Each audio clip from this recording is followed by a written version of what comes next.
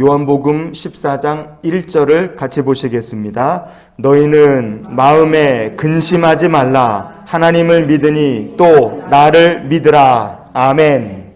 왜 예수님께서 마음에 근심하지 말라 그러셨겠습니까? 우리의 마음이라는 것은 우리가 하는 모든 생각, 모든 계획, 모든 행동의 출발점이기 때문에 그렇습니다. 만약 우리의 마음이 근심으로 꽉 차 있다. 그러면 우리의 인생의 방향 모든 것들을 우리가 상실한 채 방황할 수밖에 없어요. 성경의 이사야서 38장의 15절을 보시면요. 내 영혼의 고통으로 말미암아 내가 종신토록 방황하리이다 그랬어요. 우리의 마음이 근심으로 꽉 차면요. 이게 잠시만 방황하는 것이 아니라 종신토록 방황할 수밖에 없습니다. 그러니까 이 마음에 근심이라는 게 없어지기 전까지는 우리 심령의 방황이 멈추질 않는 거예요. 오늘 본문에 보면 근심이라 그랬잖아요. 근심. 이렇게 번역된 헬라어 본문이 타라세스소 이렇게 되어 있습니다. 타라세스소. 이 말은 세 가지 의미를 가지고 있어요. 하나는 뭐냐면 트러블, 문제나 말썽이라는 의미가 하나 있고요. 또 하나는 disturb, 방해를 한다, 불안하게 만든다 그런 의미가 또 하나 있고, 또 하나는 혼란에 빠진다 이런 의미가 있습니다.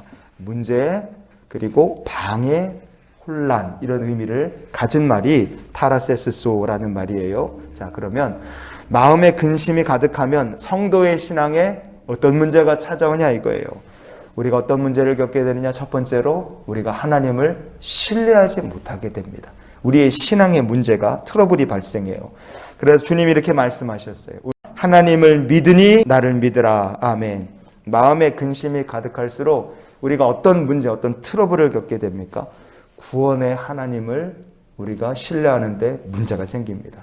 여러분, 그렇기 때문에 마음에 근심이 가득한 날일수록 우리가 구원의 하나님을 굳게 붙들고 믿음으로 승리하는 성도 될 수 있기를 축복합니다. 우리 마음에 근심이 가득하다. 그럼 성도의 삶에 어떤 신앙에 어떤 문제가 또 쓱 찾아오겠습니까? 두 번째는 하나님의 약속을 신뢰하는데 우리가 방해를 받습니다. 근심이라는 게 우리가 하나님의 약속을 신뢰하지 못하게 계속 방해합니다. 기독교 신앙의 핵심이라는 것은 하나님께서 주의 택하신 백성들에게 주신 약속입니다. 그 약속이 성취되어 가는 거죠. 예수 그리스도를 구주로 영접한 사람마다 하나님께서 약속하신 것들이 있습니다. 어떤 약속을 받는가?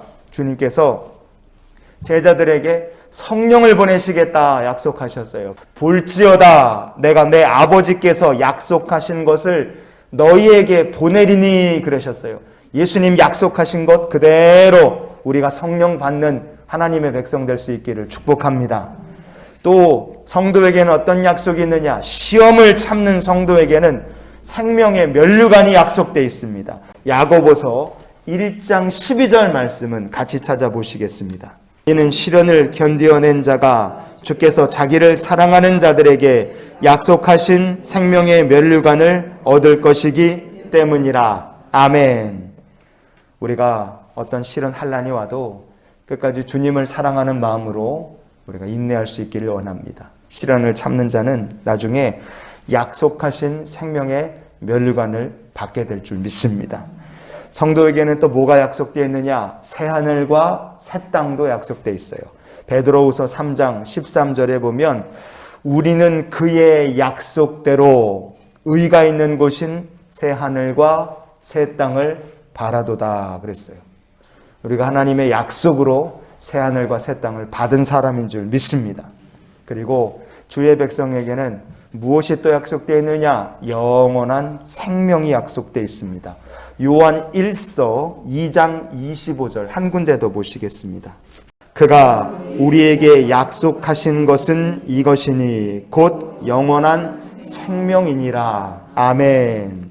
여러분, 영원한 생명을 약속받은 사람입니다. 우리가 약속받은 대로 영원한 생명 바라보며 오늘도 마음속에 근심이 아니라 하나님의 약속 붙들고 사는 주의 백성들이 되시기를 축복합니다. 우리의 마음이 근심으로 가득하면 주님 주신 약속을 신뢰하지 못합니다. 그래서 주님이 뭐라고 하신 거예요? 나 있는 곳에 너희도 있게 하리라 그랬어요. 여러분, 이 말씀은요, 제자들에게 약속은 확실하니까 염려하지 말아라, 걱정하지 말라는 주님의 위로의 말씀인 줄 믿습니다. 마지막으로 우리의 마음에 근심이 가득하다. 그럼 성도의 신앙에 어떤 문제가 찾아오느냐? 우리의 심령이 혼란 속으로 쑥 빠져들어가게 됩니다. 성도가 가야 될 길이 좁은 길이고 십자가의 길이에요. 그런데 우리의 마음이 근심으로 가득할 때 우리가 도대체 어디로 어떻게 가야 되는지를 우리가 모르게 됩니다. 그래서 마음에 근심이 생길 때 우리가 이 말씀을 꼭 기억했으면 좋겠어요. 오늘 말씀의 결론, 요한복음 14장 6절 말씀을 같이 보시겠습니다. 내가 곧 길이요 진리요 생명이니 나로 말미암지 않고는 아버지께로 올 자가 없느니라. 아멘. 주님을 따르며 십자가의 길을 걷는 성도는 마침내 길을 얻고 진리를 찾고 생명을 얻게 될 줄 믿습니다. 그래서 우리가 이런 기도로 오늘을 살았으면 좋겠어요. 주님, 오늘도 제 마음이 예수 그리스도로 충만케 하여 주시옵소서.